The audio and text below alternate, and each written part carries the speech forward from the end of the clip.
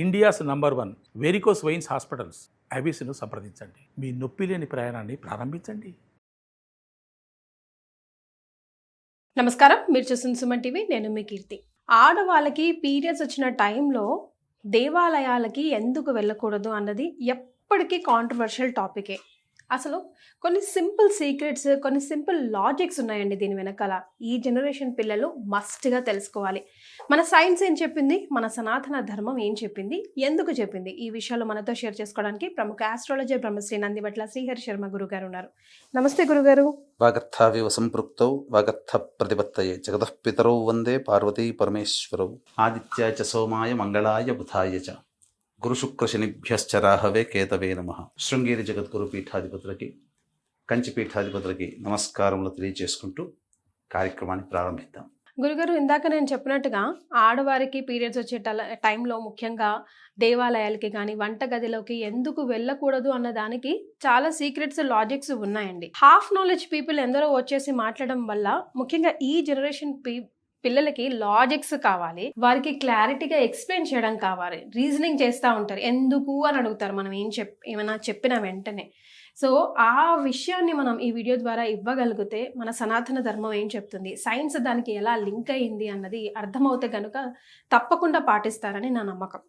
తప్పకుండా నమ్మ. ఎందుకనంటే ప్రస్తుతం ఉన్నటువంటి సమాజంలో చాలామంది తెలుసుకోవాల్సినటువంటి విషయం. అంటే ఈ మధ్య కొన్ని బాబాల దేవాలయాల్లో, బాబాల ఆశ్రమాల్లో స్త్రీలు బహిష్టైన దర్శనం చేసుకోవచ్చు. ముఖ్యంగా ఈ మధ్య కొంత చూశాను, బహిష్టు అయినటువంటి స్త్రీమూర్తులు కూడా అమ్మవారి దేవాలయానికి చేయవచ్చు, బహిష్టు అయిన తర్వాత కూడా అమ్మవారికి మేము పూజలు చేస్తామని చెప్పి ఒక జంట ఈ ప్రచారం జరిగింది హైటెక్ సిటీ ప్రాంతంలో. అంటే ఒక రకంగా చెప్పాలి అని అంటే వేల సంవత్సరాల నుంచి వస్తున్నటువంటి ఆచార సాంప్రదాయాల్ని మంట కలిపే విధంగా, అంటే వాటికి తిరోధగాలిచ్చే విధంగా చాలామంది చేస్తున్నారు. ఇక్కడ గమనించాల్సింది అంటే వీక్షించేటువంటి సుమన్ టీవీ ప్రేక్షకులు కూడా సైన్స్ ప్రకారం ఏంటి, శాస్త్రం ప్రకారం మనం ఆచరించేటువంటి విధానంలో సైన్స్ ఎంత దాగి ఉంది, ఇదే విషయం సైన్స్ కూడా చెప్పినటువంటి విషయం. కాకపోతే మన వాళ్ళు ఆచార వ్యవహారాల్లో భాగంగా మనకు అలవాటు చేశారు. కానీ సైన్స్ కూడా చెప్తుంది. యాక్చువల్గా ఇతర ధర్మాలు కూడా ఇవి పాటించడం మొదలుపెట్టాయి గురుగారు ఇప్పుడు. అంటే వాళ్ళ దాంట్లో లేకపోయినా కూడా సరే భక్తి కదా, ఇందులో ఒక నిజం ఉంది కదా అన్న విషయంగా. వాస్తవం. ఇక్కడ ఎందుకనంటే మామూలు రోజుల్లో కంటే కూడా బహిష్టు అయినటువంటి స్త్రీ అనగా ఋతుమతి అయినటువంటి స్త్రీ సాధారణంగా వీక్ అయిపోయి ఉంటుంది, శరీరము వీక్గా ఉంటుంది. ఆ సమయంలో ఎక్కువగా స్త్రీని కష్టపెట్టకూడదని మనం సనాతన ధర్మంలో భాగంగా ఆ స్త్రీకి ఆ ఋతుమతి అయినటువంటి ఆ 3 రోజుల పాటు ఎటువంటి పనులు చేయకుండా విశ్రాంతి తీసుకోమ్మా అని చెప్పి ఒక చోట పెట్టడం జరిగింది. అది రెస్ట్ తీసుకోమనే తప్ప బహిష్కరించడం అస్సలు స్త్రీని మాత్రం ఏ మాత్రము కూడా నిర్లక్ష్యం చేసేది, లేకపోతే స్త్రీని అంటరానితనంగా చూసేటువంటి వ్యవస్థే కాదమ్మా. మహా సమున్నతమైన స్థానం మన హిందూ సనాతన ధర్మం స్త్రీకి ఇచ్చింది. స్త్రీ ఎందుకనంటే పూర్వకాలంలో పురుషుడు పని చేసేవాడు, స్త్రీ ఇంటి పని, వంట పని చూసుకునేది. కాబట్టి ఆ స్త్రీకి రెస్ట్ ఉండాలి. ఇటువంటి బలహీనమైనటువంటి సమయంలో కూడా ఆ స్త్రీ కష్టపడితే తొందరగా వ్యాధులకి గురవుతుంది, శరీరం నిస్త్రాణంగా మారిపోతుంది, రోగాల పాలవుతారు స్త్రీలు అని చెప్పి మన వాళ్ళు పెట్టారు. అయితే దీంట్లో భాగంగా అంటే మనకు శాస్త్రం ప్రకారం మనకు చెప్పుకున్నట్లయితే ఇటువంటి ఋతుమతి అయినటువంటి స్త్రీ పాటించాల్సినటువంటి ధర్మాలు ఏంటంటే ఎక్కడ కూడా ఇంటి చుట్టుపక్కల ఎక్కడ కూడా ఇంట్లో కూడా తిరగకుండా ఒక చోట విశ్రాంతి తీసుకో. 30 రోజుల్లో 27 రోజులు కష్టపడ్డావమ్మా, నీ శరీరానికి రెస్ట్ ఇవ్వమ్మా, మాకంటూ శరీరానికి రెస్ట్ దొరుకుతుంది అని చెప్పి అలా మీకు తీసుకోండి అని చెప్పి మన ధర్మం ఆచరింపచేసినటువంటిది. ఏ వస్తువులు కూడా తాకరాదు, బెడ్ మీద ఉన్నటువంటి వస్తువులు కానీ, అలాగే దేవాలయాలకి వెళ్ళడం కానీ, అట్లాగే పూజా గదిలో వెళ్ళడం కానీ, ముఖ్యంగా ఈ పచ్చని చెట్లు ఉంటాయి కదమ్మా, ఆ చెట్ల పొదల్లోకి కానీ, ఆ చెట్టు పరిసర ప్రాంతాల్లో కానీ వెళ్ళకూడదు. కారణం ఫామ్ హౌస్ అలాంటి ప్లేసెస్ కి కూడా వెళ్ళకూడదు అంటే గాలి సోకుతుంది, తోట అటువంటి ఉన్నట్లు. అంటే ఏంటనంటే మన శరీరంలో వాయువులు ప్రాణము, అపానము, వ్యానము, ఉదానము, సమానము. ఈ 5 రకాలైనటువంటి వాయువులు మన శరీరంలో పూర్తిగా సంచరిస్తూ ఉంటుంటాయి. అందులో అపాన వాయువు అనేటువంటిది నెగిటివ్ ఎనర్జీ, అంటే బయటికి వెళ్ళగలిగేటువంటిది, బయటికి వేసేటువంటిది. అందుకనే మీకు మనిషి బాగా పప్పు పదార్థాలు బాగా తిన్నాడు అనుకోండి, పిత్తుల రూపంలో బయటికి వస్తుంది. అంటే ఆ వాసన కూడా దుర్వాసనే కదా. అంటే నెగిటివ్ అనేదంతా కూడా శరీరం నుంచి బయటికి వెళ్తుంది. కాబట్టి అపాన వాయువు ఎక్కువగా విసర్జించే సమయము స్త్రీలు బహిష్టైనటువంటి సందర్భం. దేవాలయాల్లో జీవశక్తి ఎక్కువగా ఉంటుంది, ప్రాణవాయువు ఎక్కువగా ఉంటుంది. కాబట్టి ఈ ప్రాణవాయువు జీవం లేని నిర్జీవమైనటువంటి అపాన వాయువు దేవాలయంలోకి వెళితే స్త్రీలు ఆ సమయంలో అప్పుడు ఇంటరాక్షన్ అనేటువంటిది నెగిటివ్ రియాక్షన్ జరుగుతుంది, ఎనర్జీస్. కాబట్టి ఏమైపోతుంది, తద్వారా స్త్రీకి కొన్ని రకాలైనటువంటి శారీరక మానసిక రుగ్మతలు తెలియకుండానే కలుగుతాయని చెప్పి దేవాలయాలకు వెళ్ళకండి అని చెప్పారు.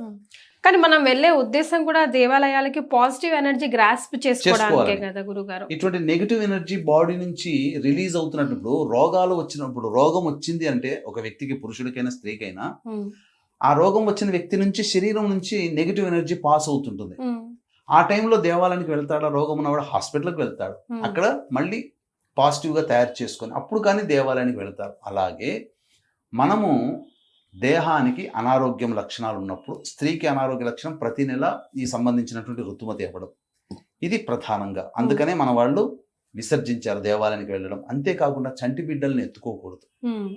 ఎందుకంటే ఆ బిడ్డలు అతి సున్నితంగా ఉంటారు కాబట్టి వాళ్ళల్లో కూడా కొన్ని అనారోగ్య సమస్యలు వస్తాయి. భోజనం చేయలేకపోవడము, గుక్కపట్టి ఏడుస్తూ ఉండడము, సన్నగా అయిపోవడం. అప్పటి నుంచి ఋతుమతి అయినటువంటి చాలా మంది తెలియక పిల్లల్ని ఎత్తేసుకుంటారు. దగ్గర వాళ్ళు, బంధువులు, పిన్నులు, వీళ్ళందరూ పెద్దమ్మలు వచ్చి చిరాకు చేస్తూ ఉంటారు. అది మనం కళ్ళకు కట్టినట్టుగా చూస్తూ ఉంటాం కూడా. తులసి చెట్టు అయితే పూర్తిగా మాడిపోతుంది. అది పచ్చటి అరటికాయ తీసుకొని వచ్చి బహిష్టైన స్త్రీకి దగ్గరలో పెడితే మరుసటి రోజుకి అది పండిపోతుంది. ఆకుపచ్చది కాస్త పసుపచ్చగా మారిపోతుంది. అంతటి ఎనర్జీ, హీట్ అన్నమాట. అంతేకాకుండా దేవతా వస్తువులు కడగడం కానీ శుభ్రపరచడం కానీ చేయకూడదు. అలాగే సాధారణంగా ఇల్లు చుట్టుపక్కలంతా తిరగకూడదు. కానీ ప్రస్తుత కాలంలో నడవదు. భోజన పదార్థాలు కూడా ఉండకూడదు. ఎందుకు అనంటే నెగిటివ్ ఎనర్జీతో ఉన్నప్పుడు వండేటువంటి పదార్థం కూడా భుజించిన వారికి అది నెగిటివ్గా మారుతుంది. నెగిటివ్ ఏంటి, నెగిటివ్ అందులో నెగిటివ్ ఏముంది, అది కూడా పాజిటివే కదా అంటారు. కానీ ఒక్కసారి తమలపాకు చెట్టు, అరటిపండు మీరు చెప్పినట్టు, లేదంటే తులసి ముక్క కనిపిస్తే దాన్ని అసలు మాడిపోతుంది. గాలి అటు నుంచి వెళ్ళినా కూడా, లేదంటే కొంగు తాకినా కూడా వాస్తవం మొత్తం తులసి మొక్కే ఎండిపోతుంది. అంతేకాకుండా దీనికి ఒక శాస్త్రీయమైనటువంటి వృత్తాంతం కూడా ఉందమ్మా. ఎందుకనంటే వృత్రాసురుడు అనేటువంటి బ్రాహ్మణుని చంపినటువంటి కారణం చేత ఇంద్రుడికి బ్రహ్మహత్య పాతకం వచ్చింది. దానివల్ల పూర్తిగా బలహీనుడైపోయాడు.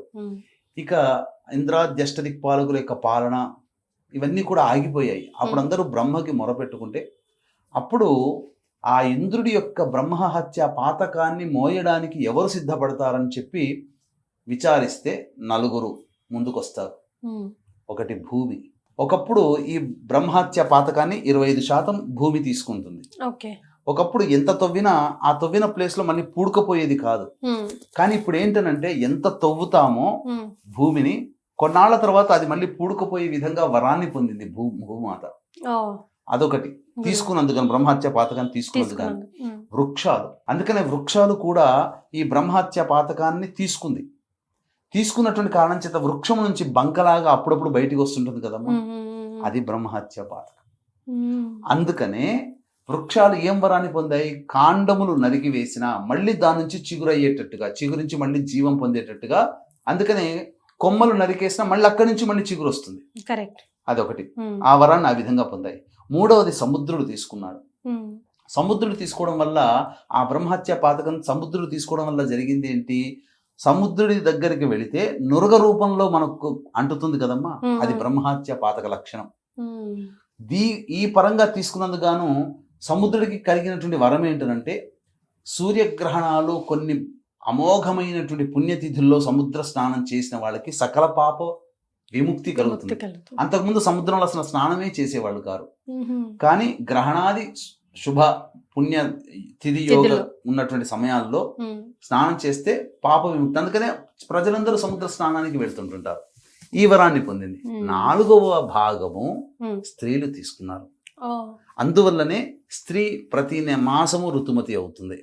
ఈ కారణం చేత స్త్రీ పొందినటువంటి వరం ఏంటి చెప్పమంటారా? గురుగారు తెలిస్తే ఇంతదా అని అంటారంటే, ఈ యొక్క సంబంధించిన బ్రహ్మహత్య పాతకాన్ని తీసుకున్నటువంటి కారణం చేత తదనంతరం 5వ రోజు నుంచి మళ్ళీ స్త్రీ గర్భధారణ జరగడానికి మరియు పవిత్రతను పొందడానికి, అశుచిగా ఉన్నటువంటి రోజు నుంచి మళ్ళీ పూర్తిగా దేహం అంతా పవిత్రతని పొందడానికి వరం తీసుకుంది.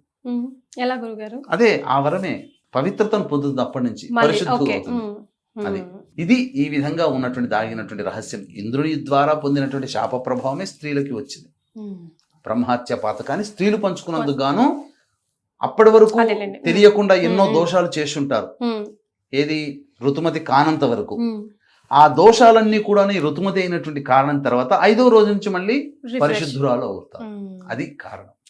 ఇందులో ఉన్నటువంటి దాగినటువంటి అంతరార్థం. కాబట్టి సాధారణంగా నెగిటివ్ ఎనర్జీ అనేటువంటిది పాస్ అవుతున్నప్పుడు సందర్భంలో పాజిటివ్గా మనం ఉన్నటువంటి దేవాలయాలకు కానీ, పిల్లలకి తాకడం కానీ, వృక్షాలని తాకడం కానీ, పవిత్రమైనటువంటి వృక్షాలని తాకడం కానీ చెయ్యకూడదు. స్త్రీలు నియమంగా పాటించండి. కాకపోతే ఈరోజు మీరు అన్నట్టుగా ఈ రోజులు ఉన్నటువంటి సందర్భంలో వంట చేయడానికి కానీ ఇవన్నీ కూడాను తప్పని పని. ఎందుకంటే ఒకప్పుడు ఉమ్మడి కుటుంబం ఉండేది కాబట్టి అందరూ కూడా సహకరించేవాళ్ళు. ఇప్పుడు భార్య చేసుకోక తప్పదు, పిల్లలకి చేయక తప్పదు. అటువంటి పరిస్థితులు అన్నప్పుడు కనీసంలో స్నానం ఆచరించే, తల స్నానం ఆచరించైనా కానీ అది ఈ యొక్క కలియుగ ధర్మంలో, అసలు కలియుగ ధర్మ ప్రకారం అయితే పూర్తిగా అవాయిడ్ చేయమని మనకు శాస్త్రం చెప్పింది. ఇక మనం చేసేది ఏమీ లేదమ్మా. ఎందుకనంటే ఎవరు ఇప్పుడు నియమంగా ఉంటే భర్త సహకరించగలిగితే భార్యని కష్టపెట్టకుండా భర్త చేయొచ్చు, అది మార్గం. భర్త చేయలేని పక్షంలో ఇంకా ఏం చేయలేరు, ఇక మోయాల్సిందే. అందుకనే 4వ రోజు ఇల్లంతా కడుక్కోవడానికి మాత్రమే అధికారం. 5వ రోజు నుంచి మళ్ళీ శుభ్రతగా చక్కగా గోమూత్రము పూర్తిగా అన్ని ఇల్లంతా కూడా చిలకరించడం, లేదా గంగాజలాన్ని చిలకరించడం, పూజా సమయంలో దీపారాధన, ముఖ్యంగా ఆ బహిష్టు సమయంలో దీపారాధన కూడా చేయకూడదు. తను చేయకూడదు, ఎలాగో దేవుడి గదికే వెళ్ళదు కాబట్టి. ముఖ్యంగా దాంపత్యం కూడా పనికిరాదమ్మా. రైట్. సో మనం ఇవన్నీ వంట చేయడము ఇవన్నీ ఎలాగో అవాయిడ్ చేయలేము కాబట్టి అవాయిడ్ చేయగలిగింది ఏంటి? దేవాలయాలకి వెళ్లకుండా ఉండడమే. అది కూడా 2 డిఫరెంట్ ఎనర్జీస్ని మనం గ్రాస్ప్ చేసుకోలేం కాబట్టి మనం వెళ్ళేదే ఎనర్జీని గ్రాస్ప్ చేసుకోవడానికి కాబట్టి. అంతే కదా గురుగారు? చాలా సంతోషం అండి, ధన్యవాదాలు. సర్వం శ్రీ ఉమామహేశ్వర పరబ్రహ్మార్పణమస్తు.